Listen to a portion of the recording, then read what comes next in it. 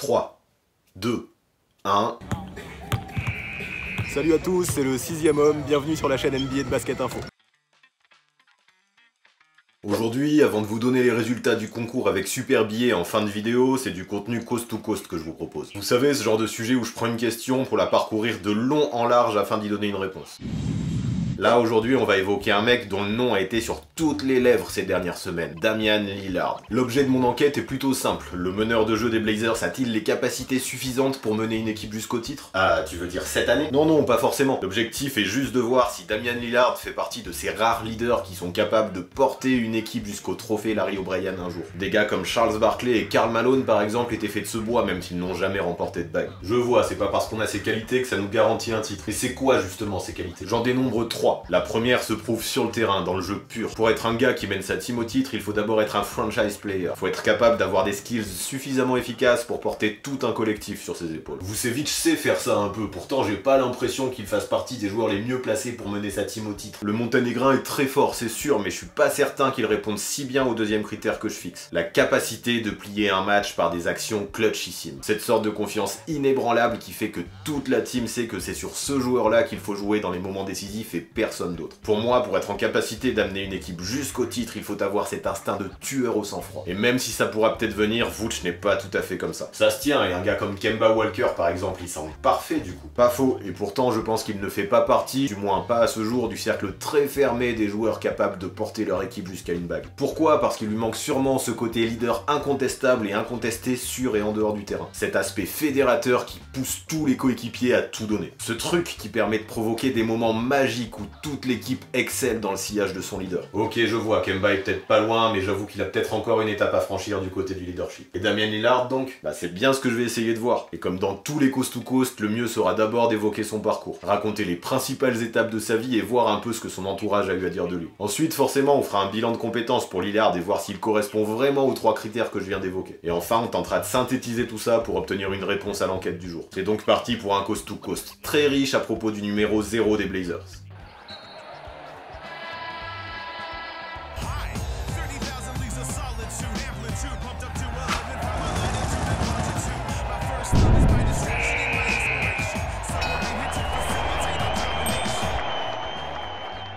Damian Lillard est né à Auckland en 1990. Là où il habitait, c'était un peu le ghetto, et dans son adolescence, Dame se fait braquer au gun pour un billet de 10 $. 10 $, sérieux? Ouais, il racontait cette anecdote il y a pas longtemps. Heureusement, il avait un père très protecteur, qui a toujours fait son max pour l'éloigner des situations dangereuses tout en lui transmettant la passion du basket. Ouais, c'est un peu l'histoire cliché, mais finalement c'est souvent comme ça que ça fonctionne. Et ça va Lillard, il garde pas de trop mauvais souvenirs d'Auckland? Bah écoute, pas tant que ça. Lui-même explique à quel point cette jeunesse l'a rendu dur, à quel point cette jeunesse a forgé son caractère. Et s'il porte le numéro 0 aujourd'hui, c'est bien pour rendre hommage aux hauts de sa ville natale. Ouah, c'est beau, mais parle-moi de basket un peu. Bah au lycée, il commence à la Saint-Joseph Notre-Dame High School, l'équipe qui a vu passer Jason Kidd. Mais là-bas, il joue pas, alors il rejoint la Auckland High School où il montre enfin de bonnes choses. Il termine ainsi sa carrière de lycéen sur une saison à 22 points de moyenne par match. Pas mal ça a dû faciliter les choses pour choper une bourse. Ben pas tant que ça, faut dire que la Auckland High School n'est pas non plus le lycée le plus réputé. ESPN le classe alors seulement 48e meilleur meneur du pays dans sa génération. Ah ouais, il est loin, qui c'est qui a voulu de lui alors? Comme tu peux l'imaginer, les gros programmes ne se sont pas vraiment intéressés à Lillard. C'est donc à Weber State, une petite fac de l'Utah, que Dame va étudier. Là-bas, il veut prendre le temps, il veut faire ses preuves progressivement et sait que ce n'est pas pour lui le one and done. Il passe donc 4 ans à la fac en progressant chaque année et en réalisant une saison senior exceptionnelle. Lors d'un match face à San Jose State, Lillard termine à 41 points tout en inscrivant un énorme shoot qui permet de décrocher la prolongation puis de s'imposer. Il termine donc son ultime exercice universitaire sur une saison à 24,5 points par match. Boum, ça sent bon pour la draft ça. C'est clair, le gars a 22 ans, des qualités certaines et montre une maturité très intéressante dans son jeu. Il est l'un des top meneurs, si ce n'est le top meneur de cette cuvée de draft 2012. Il y en a eu du parcours de fait depuis le lycée. Et Neil Olshey, le GM de Portland, flash directement sur lui. Il va donc profiter de son pick numéro 6 récupéré dans l'échange de Gerald Wallace à Brooklyn pour drafter Damian Lillard. Et ça semble être une très bonne affaire ça. Ouais vraiment, surtout qu'Olshey a eu tout de suite de très grosses ambitions pour sa pépite. Il veut en faire un vrai meneur titulaire dès sa saison rookie et le garder sur le long terme. Voilà ce que le dirigeant disait après la draft. Je pense que nous avons réalisé l'une des meilleures drafts de la ligue. Nous avons trouvé l'avenir de la franchise au poste de meneur de jeu. Et là, avec toute la confiance qui lui est donnée, Dame ne déçoit pas. Il réalise une saison rookie exceptionnelle, remportant à l'unanimité le trophée de débutant de l'année au nez et à la barbe d'Anthony Davis tout en réalisant de gros records. Le plus mémorable, ça doit être ses 185 paniers à 3 points inscrits sur la saison lui permettant de dépasser la marque fixée par Stephen Curry quelques années avant. Ça part sur les chapeaux de roue cette carrière. Le symbole qui m'a marqué en fait dans cette saison, c'est le match face aux Lakers en avril 2013. Lillard, avec 38 points et 9 passes décisives, a littéralement choqué Kobe Bryant malgré la défaite de Portland 113 à 106. Beaucoup de joueurs prennent des coups de chaud, mais lui, il a les moves, la patience, l'intelligence, l'équilibre sur ses shoots, il est le real deal. Déjà adoubé par le Black Mamba, c'est quand même pas mal. Il confirme ensuite, carrément, ouais, dès sa saison sophomore, il est sélectionné pour le All-Star Game et tu sens que le gars est surmotivé. Il décide même de participer aux 5 événements possibles. Le Rising Stars, le Skill Challenge, le concours à 3 points, le Slam Dunk Contest et bien sûr le match des étoiles. Waouh, le mec a de l'énergie à revendre. Mais clairement, et s'il peut participer à tout ça, c'est qu'il a toutes les qualités sur le parquet et qu'en plus ça fait gagner Portland. Le voilà donc prêt pour jouer les premiers playoffs de sa carrière. Ah, premier gros test, c'est là que ça va devenir intéressant. Tu ne crois pas si bien dire, car au premier tour, les Blazers affrontent les Rockets qui partent favoris. Mais le scénario est ouf. Au match 6, alors que Portland a l'avantage 3-2 dans la série, les joueurs de Houston mènent 98-96 à 9 dixièmes du terrain. Ils s'apprêtent déjà à revenir dans le Texas pour un match 7 décisif. Sauf que remise en jeu de Nicolas Batum, démarquage de Lillard, shoot sur Chandler Parsons, switch au buzzer, élimination des Rockets. Les Blazers passent au second tour sur un énorme game winner de Dame. Ça me fait penser à un truc qui a eu lieu il y a pas longtemps ça.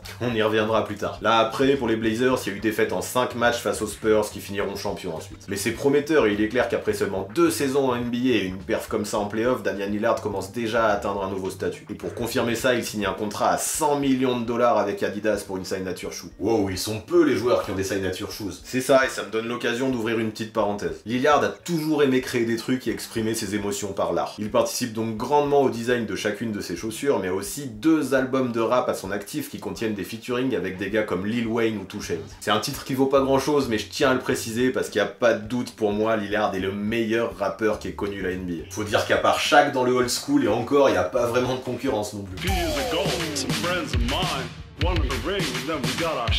Bref, je ferme la parenthèse artistique et je reviens au basket. Début de la saison 2014-2015, les Blazers connaissent pas mal de soucis de blessures. Ils se font éliminer en 5 matchs au premier tour des playoffs par les Grizzlies et la direction décide de changer de cap. Alors que Wes Matthews, Nico Batum, Robin Lopez et surtout LaMarcus Aldridge vont voir ailleurs, Lillard est lui prolongé sur 6 ans. S'il y avait encore des doutes sur qui était le visage de la franchise de l'Oregon, il n'y en a désormais plus aucun. Et malgré l'amertume d'avoir été coupé de Team USA par Jerry Colangelo, Lillard devient alors un vrai franchise player. Il tourne à plus de 25 points par match mais est à nouveau complètement ignoré lors de la sélection All-Star. Sérieux, ça fait 2 coups durs ça, il devait être blasé. C'est clair, en plus il hésite pas à le dire partout et là pour le coup ça fait un peu immature. Tu sens qu'il a clairement ces 2 évictions en travers de la gorge. Mais je trouve aussi qu'à partir de ce moment-là, le gars a mûri à une vitesse folle parce qu'il avait une grosse revanche à prendre. C'est le moment où Lillard monte en puissance. Il tourne à 32 points de moyenne sur la série du 2e tour face aux Warriors en 2016. Il fait une pointe à 59 pions face à Utah en 2017 et il retrouve enfin le All-Star Game en 2018.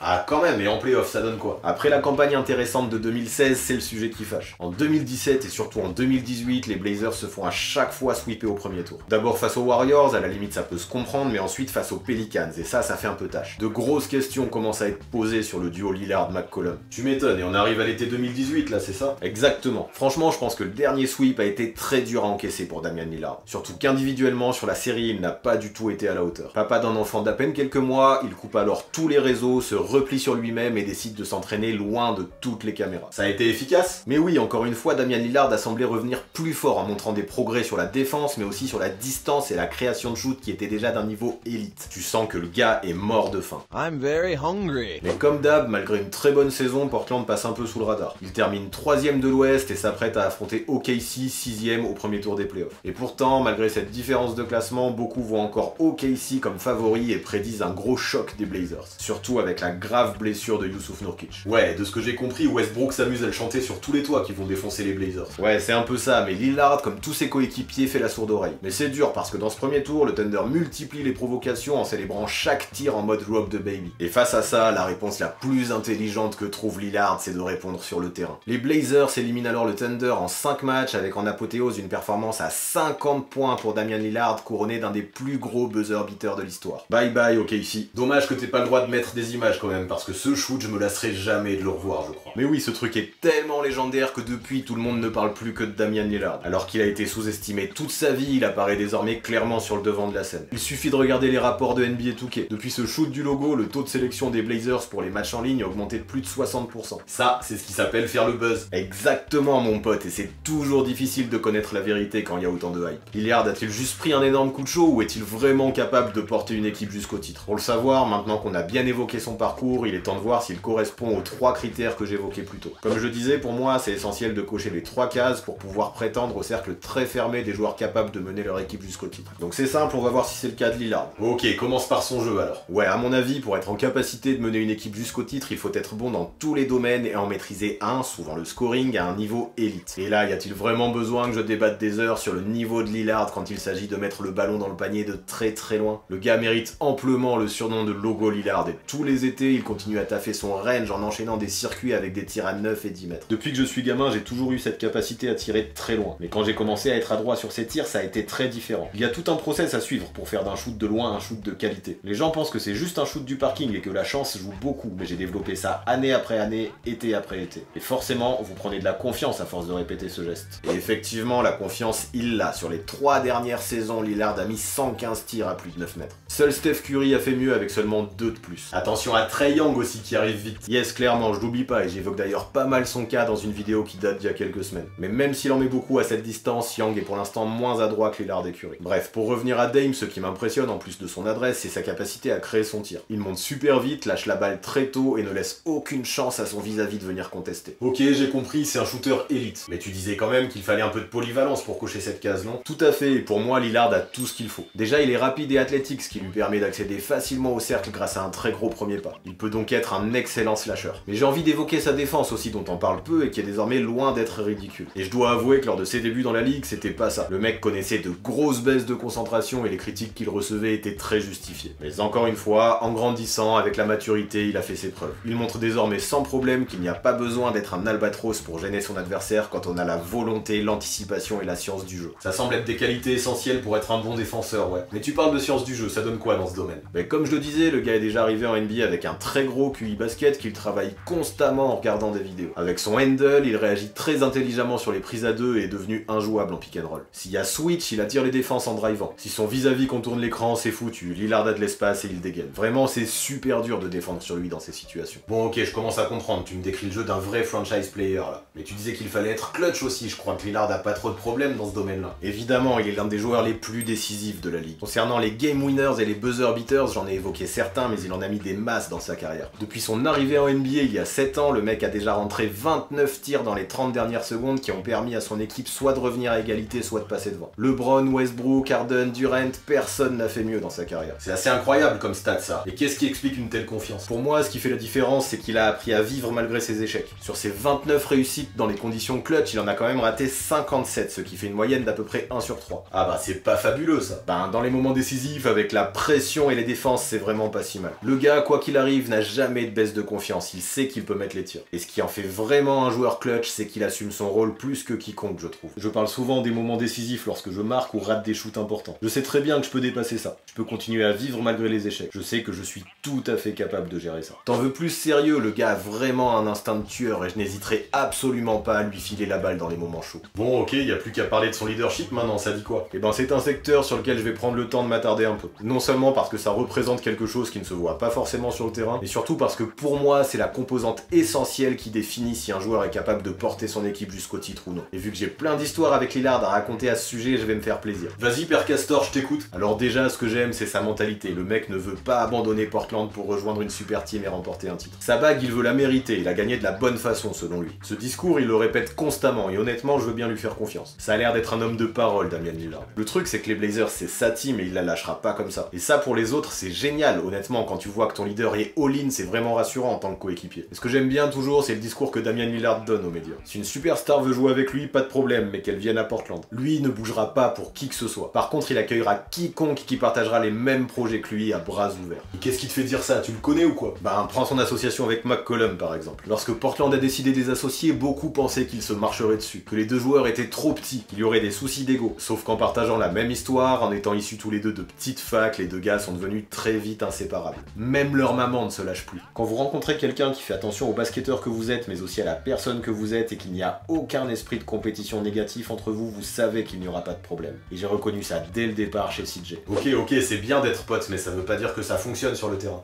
Tu les as vus jouer tous les deux à Portland, ils sont hyper complémentaires en alternant shoot à 3 points, shoot à mi-distance et drive. Il n'y a aucune jalousie, aucune rivalité entre eux. Mercredi par exemple, lors du match 2 face à Denver, Lillard était maladroit. Et plutôt que de forcer, j'ai trouvé qu'il avait joué très juste en laissant la création à McCollum tout en proposant des solutions en catch and shoot. Au final, même si Dame a fini qu'à 14 points, Portland a remporté un match importantissime à l'extérieur dans ce deuxième tour des playoffs. S'adapter à toutes les situations, même quand on est maladroit, c'est aussi ça être un leader. Ouais, je commence à capter, développe encore si tu peux. Ben vraiment, je lis partout que Lillard fait tout pour sa team et ses coéquipiers. Il montre l'exemple et ne s'économise pas. C'est un véritable Iron Man et sur 574 matchs possibles qu'il aurait pu jouer dans sa carrière, il n'en a manqué que 25. Cette volonté de faire correspond tout à fait aux qualités que Neil Olshey apprécie particulièrement. Le GM compare d'ailleurs le charisme de Damian Lillard à celui de Chauncey Billups qu'il a fréquenté plus tôt dans sa carrière. Et c'est vrai qu'il y a un peu de ça. Ok, explique-moi. Ben déjà, on l'a dit, Lillard est un véritable étudiant du jeu qui passe énormément de temps en salle vidéo pour chercher à faire progresser sa team. Il est ainsi un vrai leader dans le vestiaire qui parle beaucoup tout en étant à l'écoute de ses coéquipiers. Bon point ça déjà, ça montre qu'il est humain et plutôt intelligent. C'est sûr, mais il n'y a pas que ça, parce que Lillard fait toujours en sorte que l'alchimie de l'équipe soit excellente. Il y a plein de petites histoires encore là-dessus. Mercator, raconte-nous une histoire. Pendant ses vacances par exemple, il assiste tous les étés au Summer League en prenant des avions commerciaux avec son pote CJ McCollum pour passer du temps avec les jeunes. Avant les matchs, il paye des fringues aux joueurs inactifs pour qu'ils aient la classe sur le banc. En parallèle, il donne aussi des conseils au coach de G-League en regardant des matchs entiers de l'équipe affiliée à Portland. Vraiment, je le répète, le gars est all-in.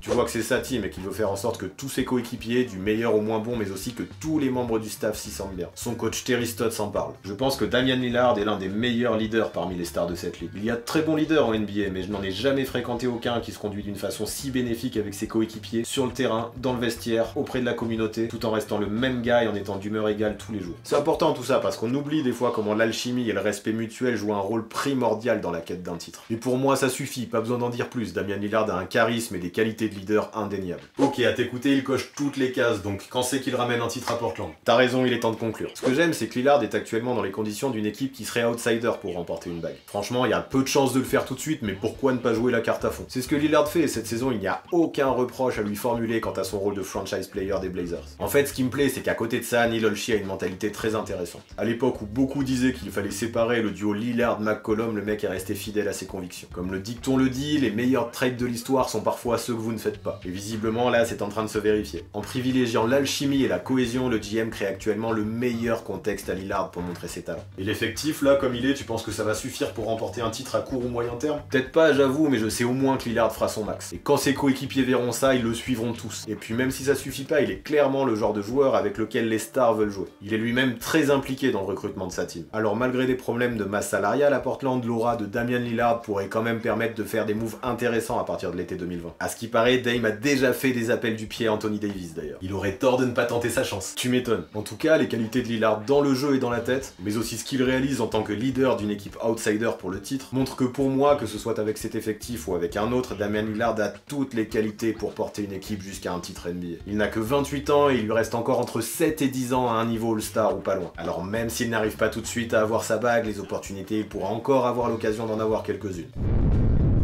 Voilà pour ce qui est de Damian Lillard, voilà pour ce qui est de ce 9ème Coast to Coast. Mais comme d'habitude, je ne vous laisse pas sans faire une place à votre rubrique. Et avant de parler du concours, comme promis, je voulais quand même vous parler de mon compte Instagram. Je vous mets l'adresse là-bas. Ça fait un moment que j'ai ce compte, mais jusque-là, j'utilisais de façon perso. Et là, j'ai essayé de voir ce que ça donnait en m'abonnant à certains d'entre vous pour lancer la machine. Depuis, j'essaye d'alimenter quotidiennement ou presque, et même de faire des petits concours. Il y a d'ailleurs un concours en cours. Alors je mets le lien en description et je vous invite à aller voir. Et vu que tu parles de concours, la transition est toute faite. Exactement. Et la semaine dernière, vous pouviez remporter 2 bons d'achat de 20 $ offerts par notre partenaire Super. Pour ça, il fallait donner le nom du joueur que je classe en numéro 2 de mon top 6 des futures stars françaises en NBA. Et évidemment, vous le saviez, il s'agissait de notre parrain Théo Malédon. C'est assez ouf de voir qu'à chaque concours, vous êtes de plus en plus à participer, c'est cool. Pour celui-là, on a presque atteint les 300 bonnes réponses, c'est un record. Et il est temps de le dire, parmi celles-ci, les 2 que j'ai tirées au sort sont celles de Léo Capran et de Florent Tabourin.